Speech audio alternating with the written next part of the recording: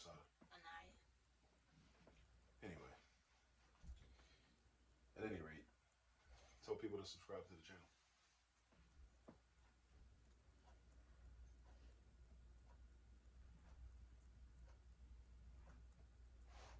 Well, Subscribe to if you what? want to. It's not a choice. Don't give people a choice. Just tell them to subscribe to the channel. Well, Subscribe. like and share. Like and share. All right, read the equation. 9J plus 35 equals 4J. All right, so our goal is to solve for J. What does it mean to solve for J? It means figure out the numerical value of J that would make this a true statement. This means 9 times some number plus 35 is equal to 4 times the same number. Your job is to figure out what number that is, right? What number makes this a true statement? 9 times some number plus 35 is equal to 4 times the same number, right? Now you got J's in two different places. What I suggest is that you get all your J's on one side of the equation. Get all your J's on one side of the equation. Which side of the equation you want to put the J's on? You want the J's on the left? All right, so we're going to put the J's on the left. That means we're going to move this J term is already on the left. So that means you're going to take this J term over here on the right, and you're going to move it to the left. So this 4J is going to get moved over here somewhere. Right? It's going to move. And we call that transposing. Say that out loud. Transposing. That's when you take a term that's on one side of the equation and you move it to the other side of the equation. Whether from the right side to the left side or from the left side to the right side. Like what I'm about to do with this 35. Because we want all J's on the left side, right? Right or wrong? Yeah. So that means we don't, this is called a constant. It's a number. A plain regular number. A regular old 35. We don't want that over there. Right? We want that on the right hand side. Because we only want J's on the left side. So that's called transposing.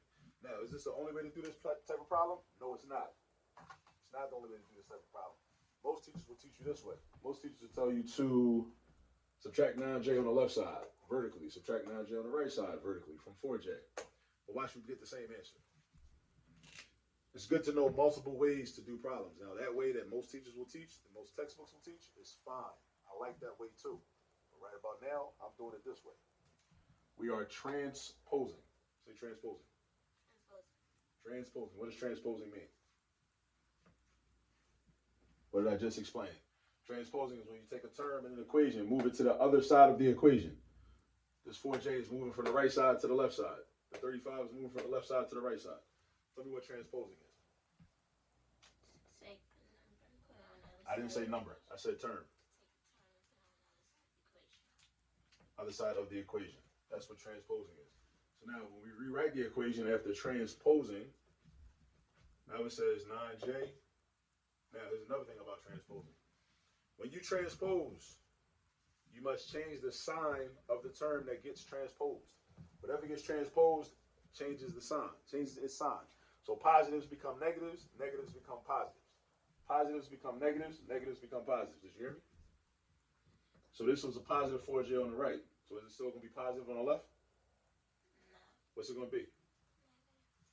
So you're going to write minus 4J. Now if you wanted to, I could have wrote, or I wanted to, I could have wrote negative 4J plus 9J. Instead of writing 9J minus 4J. It doesn't matter. This 35 gets moved over. Is it going to be positive 35 or negative 35? Negative. Why? Because that's a positive. So what? That doesn't answer my question. You switch it to a negative. When you transpose, right? That's the rule when you transpose. So that's the answer to the question why. When we transpose, we move it over to the other side and we change the sign. Now, the benefit of transposing is now you have like terms together. When you have like terms together, you can just add them or subtract them. When you have like terms together, you can just add them or subtract them. So what is 9J minus 4J? 5J. So you have 9Js, take away 4Js, you're left with 5Js. Like 5 pairs of Jordans. You had 9 pairs of Jordans, you gave away 4 of them because 4 of them don't fit you no more. Now you got 5 pairs left. 9 Jordans minus 4 Jordans equals 5 Jordans. All right, that equals negative 35. But look, notice how I said there are other ways to do this type of problem. Some teachers might have you do minus 4j on both sides, right? So you might have ended up doing minus 4j on the right side, minus 4j on the left side. 9j minus 4j. Isn't that what this is right here? Isn't that 9j minus 4j? Notice the similarities between the different methods that you might get introduced to. Right? So now you got 5j equals negative 35. Now, we're trying to solve for j. We want to know what j is. So we need to isolate j. So we don't really need to, see, this is a bad habit I think I've had. I always say when I'm trying to get rid of a coefficient, to get rid of it. I'm not really trying to get rid of it. I'm actually trying to turn it into a 1. I mean, it does get rid of it, but it's not like when you add or subtract and the number turns into a 0. Right? I want to turn this 5 into a 1. So what do I have to do to turn this 5 into a 1? Subtract. No. No, that's not going to turn the 5 into a 1. Division is going to turn this 5 into a 1. Dividing 5 by 5 turns the 5 into a 1. I can't subtract 4 from this. I'm not going to subtract 4j from this, because where would I get the 4j from? I mean, if I just pull it out of the sky, I'd have to do minus 4j on the left and minus 4j on the right. And then I'm adding more variables. I'm trying to get rid of extra variables. So when this happens, we want to eliminate this 5 and turn it into a 1. So we do the opposite operation for what the 5 is involved in right now. What operation is 5 involved in right now? Multiplication. Correct, because 5j means 5 times j. 5j means 5 times j. The opposite of multiplication is what operation? Division. So that's why we divide. When we get rid of things in algebra, we want to do opposite operations. So the opposite of addition is subtraction. Opposite of subtraction is addition. Opposite of multiplication is division. Opposite of division is multiplication. So we're going to divide by 5. And we're going to be balanced. Balanced. Balanced. Divide by 5 on the left side. Divide by 5 on the right side. Balance. Balance. Balance. Don't you balance yourself when you dance? Balance. What's 5 divided by 5? 1. So these 1's become 1j over 1, which is just j, or 1j. 1j is the same thing as j. 1j is the same thing as j. So now, what's negative 35 divided by 5? 7. So you're telling me that a negative divided by a positive equals a positive? Is that what you're trying to tell me? Negative 7. It's negative 7. A negative divided by a positive always equals a negative. A positive divided by a negative always equals a negative. If the signs are different, this is negative, this is positive. There's no plus sign, there don't need to be. If there's no sign written in front of it, it's positive. A negative divided by a positive always equals a negative. So j is equal to negative 7. We think that's the answer. We should always check our work. Always go back and check your work when you solve equations. So if this is a correct answer, it will give us the truth. The truth. Meaning that the left side will be equal to the right side. Like when somebody's lying to you, what do you always say? Or what do a lot of people say? Something's not adding up. But that don't make sense. The left side of the equation don't equal the right side of the equation. You said this, but I saw you doing this. That don't add up. If this is a correct answer, then this will equal this.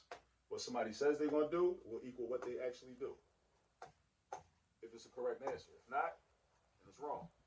If you get a lie or a falsehood, that means this answer is wrong. Let's see what happens.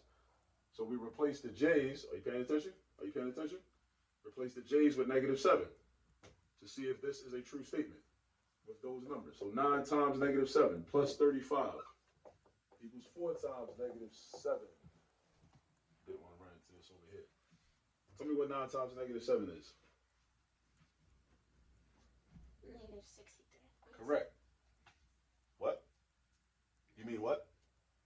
You mean what? Negative 63. Yeah, not positive 63. You said negative 63, which was correct. And then you were about to change your answer. A positive times a negative is always equal to a negative product. A positive times a negative is always equal to a negative product. A positive times a negative is always equal to what, Assata? Negative. Correct. A little backstory. Assata is her middle name. Assata was supposed to be her first name. Her mom decided to name her Anaya. So Anaya is her legal first name. I've never called her that name. To me, she's Assata. She's supposed to be named after Assata Shakur. Anyway, in case anybody was wondering. Negative 63 plus 35 is equal to, what's 4 times negative 7?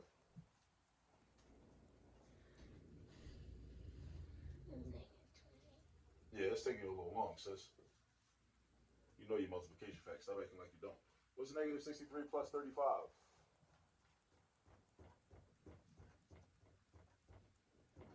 A trick is you could do 63, treat that like a positive, treat that like a negative. Do 63 minus 35. What do you get? 28. Negative 28. So treat this like positive 63, treat this like negative 35. For those of you at home watching this, if you ever are doing a problem like this where you have a negative 63 plus 35, right? Technically a smaller negative number and a bigger positive number. That's really what that is. I don't want to get too technical and really get the real explanation, but we can treat this like it's 60 positive 63. Treat this like it's a negative 35, because all you want to know is the difference between those two numbers.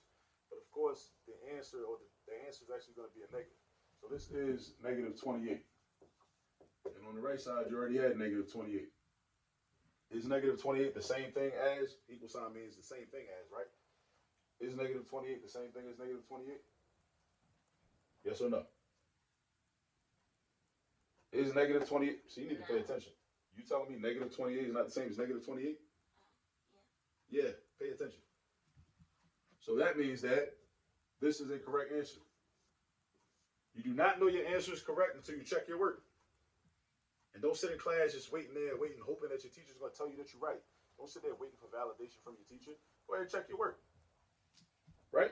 Go ahead and check your work. Don't sit there and wait for your teacher to validate you. Go ahead and check your work so you know if it's right.